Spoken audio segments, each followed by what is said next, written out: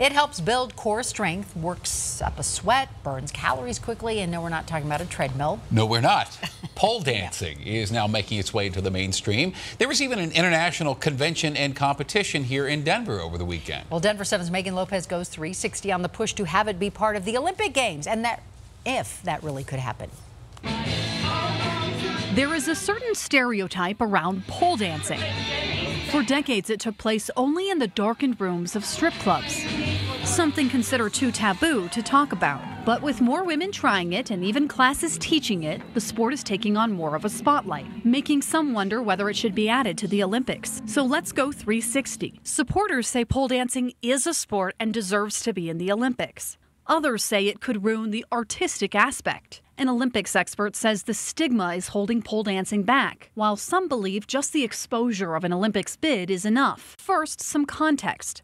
Adding a sport to the Olympics takes years and overcoming numerous hurdles. Organizations have been working for about a decade to solidify pole dancing as a sport, even coming up with a 147-page document on rules and how to score athletes. In 2017, pole dancing passed its first big test when the Global Association of International Sports Federations granted it an observer status. But there's still a long way to go. It could happen in my lifetime. For the CEO of the International Pole Convention, Colleen Jolly, the sport's possibilities are endless. I think that would give us a much higher profile. Jolly says it takes a lot of athleticism to perform. It's absolutely demanding. At this convention, we actually have a physical therapist on site. But it's also something that almost anyone can do. We had a disabled pole dancer showcase. We call them para-pole. It also has a diverse range of competition options. 2 or more performers who are creating a group performance. Jolly hopes pole dancing will make it into the Olympics to destigmatize it. I started pole dancing in the clubs. But for former stripper Nia Burks, At the clubs, it was strictly business, entertainment. Pole dancing is more of an art than a sport. It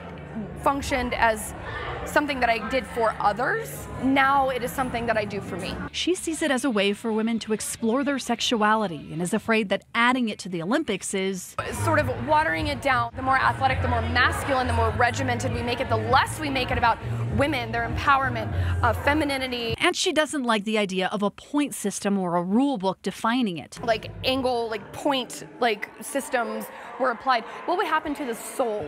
So she's happy with where the sport currently stands. I would not like to see pole go to the Olympics. I've been covering the Olympics for 20 years. Meanwhile, Olympics columnist Alan Abrahamson doesn't think it stands a chance. I mean, pole dancing's chances of being admitted to the Olympics are somewhere between 0 and none. Abrahamson says it is athletic. But that in and of itself is no reason to be admitted to the Olympic Games. I would bet way, way, way more money on the chances of esports being admitted. However, perception is everything in the Olympics. To say that there are a bunch of stereotypes around pole dancing would be kind. Particularly during the Me Too movement and allegations of sexual abuse in American gymnastics. The IOC is very sensitive to public opinion at a time when it's trying to be a forceful advocate for gender equality. The 2020 Olympic sports are already set, and Abrahamson says he doesn't think it will be added to 2024 either.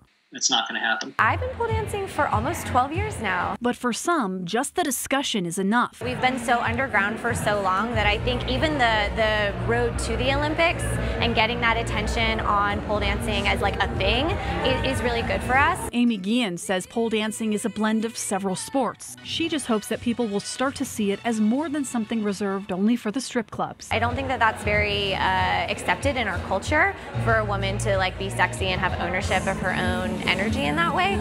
Back at the Denver convention. For now, conventions happen on a small stage in ballrooms with humble but enthusiastic audiences. But whether it's time to take up a bigger stage is a decision that's still years away. Megan Lopez, Denver.